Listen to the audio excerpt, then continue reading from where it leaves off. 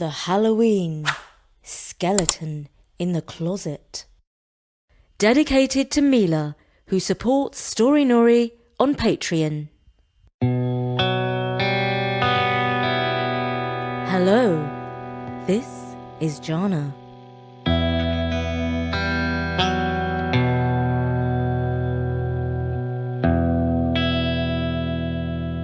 And I'm back with a new episode from our series about the haunted Dutch hotel.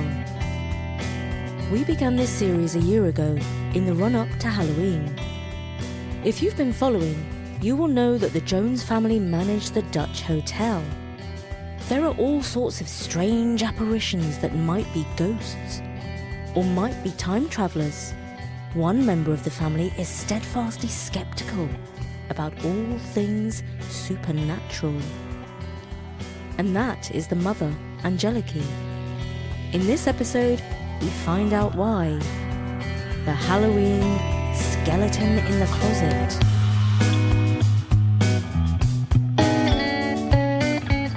It was October, and of course the main event in the Dutch hotel's calendar was Halloween. The staff were planning a fancy dress ball, with or without any real ghosts. But in the personal life of the Jones family, who managed the hotel, the biggest event on the horizon was the arrival of Angeliki's mother from Cyprus. She was planning a 2-week stay. Just in time for Halloween, Alan remarked dryly, and as soon as he had muttered the words, he was relieved that his wife had not heard them. The truth was, Alan didn't mind his mother-in-law too much. It was just that she could be a little bit domineering. On her previous visit, Alan had been growing a beard. Eleni, that was her name, chided him every day, saying, "What, are you becoming a priest?" Fortunately, Alan could smile about Eleni and her eccentric views. But what he found harder to bear was when Angeliki and her mother started quarrelling. Sometimes the shouting got so loud that he had to go out to the pub for some peace and quiet. That was in the old days when they were in the small mews house. Now they had moved into the Dutch hotel, he could find a quiet corner of the property because it had 66 rooms. When Eleni arrived at Heathrow Airport, Alan was there to collect her. He was pleasantly surprised with her warm greeting and her maternal kisses on either cheek, followed by a hearty slap on the back. For a moment, he hoped that his mother-in-law was a reformed woman. But then she prodded him in the stomach and remarked, "Leaky's been feeding you well, I see. Look at that tummy. And I thank the Lord that you finally took my advice and cut off that dreadful beard." That didn't last long. He took her bags, which were extra heavy, and led the way to the Rolls-Royce in the car park. "Alan, when are you going to get rid of that old car?" she asked. But he pretended not to notice. Once he was in the driving seat, he reached for his AirPod phones and plugged them into each ear. He selected his favourite 1970s playlist and drove blissfully. At least Eleni was suitably impressed when they arrived at the Dutch hotel. She didn't say so, but Alan could tell by the way she was looking around the fluted columns, marble floors, and works of art. Angeliki met her mother with hugs and kisses before showing her to her suite of rooms, which was bigger than a whole floor of the Mews house. "What's this? It's a bath or a swimming pool?" she asked. "You want me to drown in it?" The kids were slightly afraid of their Nana because she was always telling them off. But they also liked the fact that she gave them gifts of money when she arrived, even if the notes were in euros. Not only that, but she always bought boxes of Turkish delight, only the kids were ticked off for calling them Turkish, because Nana was very patriotic about them being made in the Greek part of Cyprus. Even before she had any time to rest, Eleni wanted to cook supper. The family had a kitchen in their apartment, but they usually ordered food from the hotel. After all, the chef was one of the best in London, with a Michelin star, and anything they ordered was free, because they managed the hotel. Eleni couldn't resist scolding Alan, saying that he should not feed his family on takeaway food. too much salt and preservatives, you know, she chided. No wonder you are getting so chubby. And so she sent Alan out to buy the ingredients for Greek salad and moussaka. She supplied the olive oil herself. Now Alan understood why her luggage was so heavy. She had brought 4 large canisters of extra virgin olive oil. Soon she was busy at the stove. Even Alan, who considered himself to be a dab hand at cooking, could not deny Elaine's food was excellent. While they were enjoying their delicious meal, Yogi asked, Nana, what are you doing for Halloween? I have no plans, dear, she said. I just wondered because Dad said you got here just in time for Halloween, said Yogi. Angeliki gave her husband a fierce glare across the table, and he quickly averted his eyes. Elaine went about explaining that it hadn't been Halloween that had brought her to London in October. In the years when she had lived in North London, bringing up the family, autumn had always been her favourite season, because the trees turned a beautiful shade of gold. Nana, you've come to the right place at the right time, because our hotel's haunted.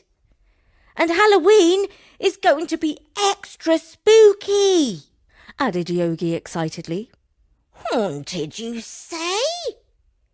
You sound just like your mother. She's extra superstitious, you know. No, I'm not, protested Angeliki.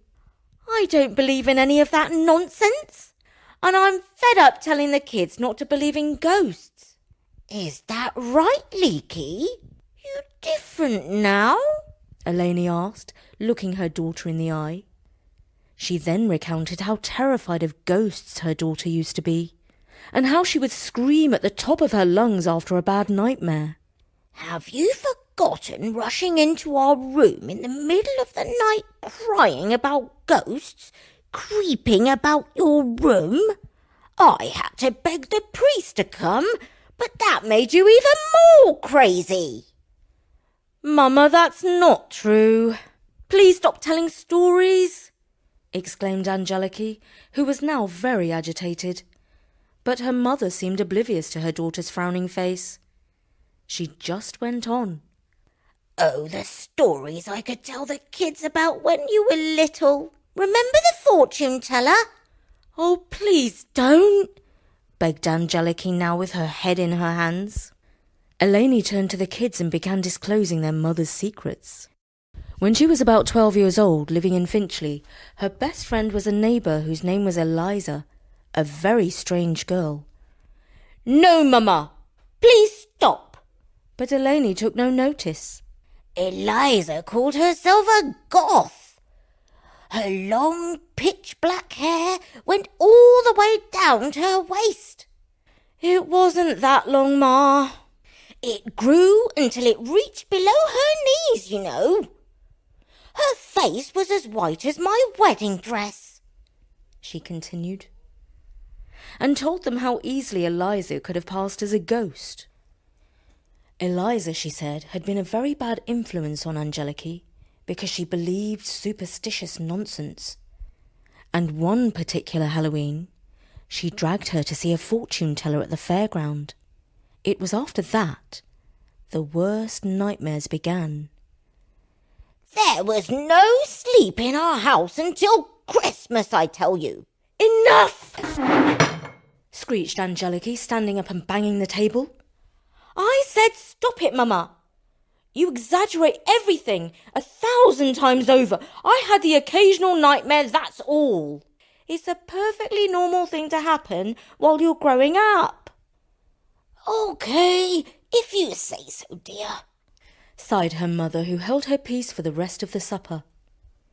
But of course the kids were very intrigued about everything that had been said and wanted to know the rest of the story. It might explain why their mother was so against superstition and believing in ghosts, even when they were living in a hotel with actual apparitions that appeared all the time. The next day Yogi begged his Nana to tell the rest of the story about their mother and the fortune teller, but she was no longer in a talkative mood. You'll have to ask her yourself about the skeleton in her closet, she said. She has made me take an oath of secrecy. You mean Mum has got an actual skeleton? Eleni shook her head and refused to say anything more on the subject. Later that day, his sister Nafsi got Yogi up to speed, explaining that the skeleton in the closet was just a figure of speech. Yogi knew that if he asked his mother any uncomfortable questions, she would respond by yelling at him to do his homework or tidy his room. So he did not bother trying. But his sister Nafsi was more subtle. When she was alone with her mother in the living room, she said, "Mum, I sometimes have nightmares. They are really scary. How did you get over yours?" "Well, by using healthy thinking and good psychology," said her mother. "What do you mean by that? Can you explain?" Nafsi asked craftily. "Okay, well, this is what really happened to me when I was young," said her mother. "Yep, it's true that my friend Eliza introduced me to a fortune teller. But it wasn't at a fairground. We visited her flat, which was above a shop on the high street. That was my first mistake. I should never have agreed to go there without telling my parents. Anyway, she dealt us tarot cards, which are used for fortune telling." "Oh, she didn't deal you the death card, did she?" asked Nafsi, who thought she could see where the story was heading. "No, in a way it was worse. She pulled out a card called The Fork in the Road. She said it meant that my life could go in one of two directions, and it was all up to me. If I could dream positive dreams, they would all come true. But if I had bad dreams, they would also come true. And here's the really heavy part. Not just for me, but for all of the world." "How could that be?" Nafsi was intrigued. "Well, she said we each live in our own dimension, and our thoughts come true at a particular stage in our life. The fork in the road card meant that I was at the special stage where my dreams would determine all the world's destiny." "Wow, that's insane!" I knew it was crazy, but I couldn't get the idea out of my head. And Eliza made it worse. On the way home, she told me that I must have positive dreams, or else I, and I alone, would be responsible for everything bad that happened in the world. I was only 12. It was too much for me. I couldn't control my dreams, and I started to see every plague, pestilence, and war that anyone could imagine. Eventually, it ended with psychopathic aliens invading the world.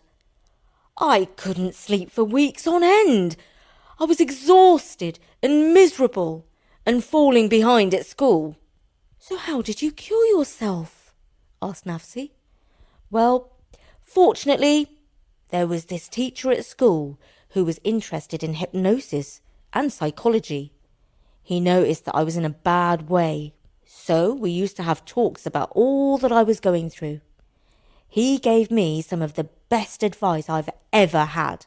He told me to think of something positive and write it out 15 times a day. That way, it would come true." "But isn't that a sort of magic?"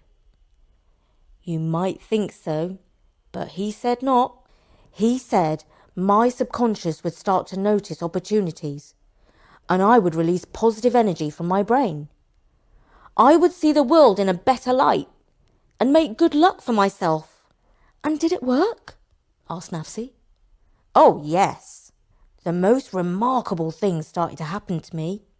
I wrote down every day that there will be peace in the world. And you know what happened? When Mr. Reagan was president of the United States, he met Mr. Gorbachev, who was president of the Soviet Union, and they agreed to be friends and not bomb each other." "But that can't have been you, Mum," laughed Nafsi. "Probably not. But at least it felt good, and I slept better. So next I tried writing. I will get A's in all my exams 15 times a day. Of course, I started working harder on my homework and I was less tired. So it wasn't all just some supernatural force. But when my results came through, every result was A. That's incredible, smiled Nafsi. I'm going to try it too. You mustn't do it instead of working hard for your goals, added her mum. You have to put the effort in too, but it will help you achieve the impossible. I'm not superstitious, but I do believe that you can change your own luck and your own world. You have to program your brain to do it. That's all. That's fantastic, Mum, said Nafsi. And she began to think about all the things she would like to achieve. Her important exams were not due for another 2 years, so she wanted to think of something else. I know, she thought. I want to pass my grade 8 at piano. As she was still struggling with grade 2, this was a suitably ambitious test for writing out an affirmation 15 times a day. And when she told Yogi, he was excited too. What do you want to achieve? Asked his sister. Oh, that's easy. We're going to have the best Halloween ever. But it's only in 2 days' time. Well, if Mum's magic spell doesn't work fast, it's probably not going to work at all, he declared. It isn't magic. It's good mental health, insisted Nafsi. Oh, whatever. Yogi diligently wrote out, We're going to have the best Halloween ever at the Dutch Hotel. 15 times. And his labours paid off.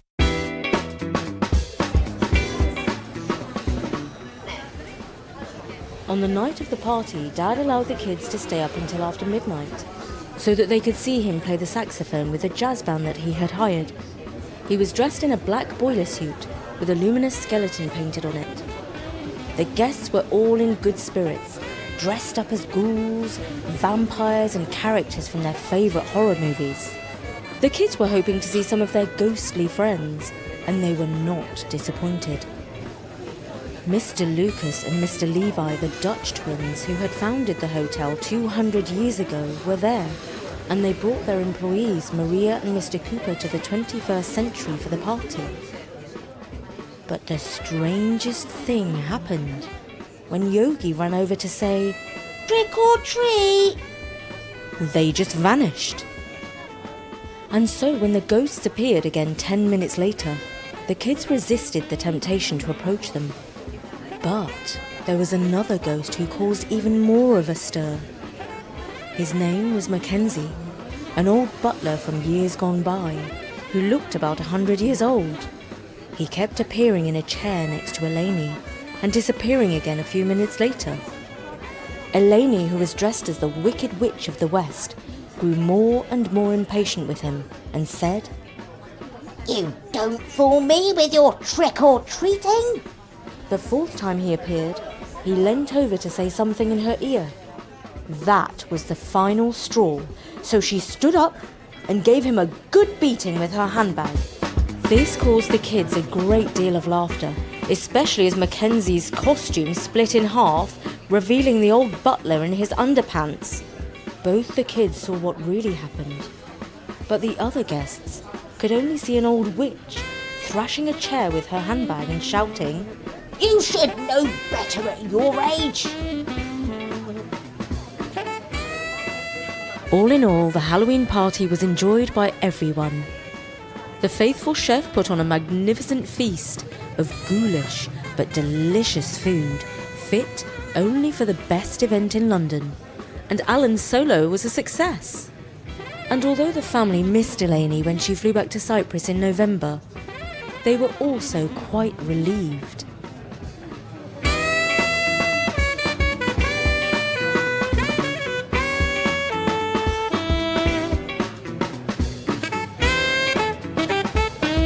And I'm delighted to dedicate this Halloween episode of the Dutch Hotel to Mila, whose family kindly supports Story Nori on Patreon. Her mother, Anna, writes, "Thank you so much for recording these amazing stories. Our daughter Mila is obsessed with them and has been listening to them on repeat. Her favourites are definitely The Wicked Uncle's School Days and The Ungolden Fish. She also loves The Dutch Hotel. Thank you so much, Mila, for supporting us on Patreon. And to all our listeners, have the best Halloween ever."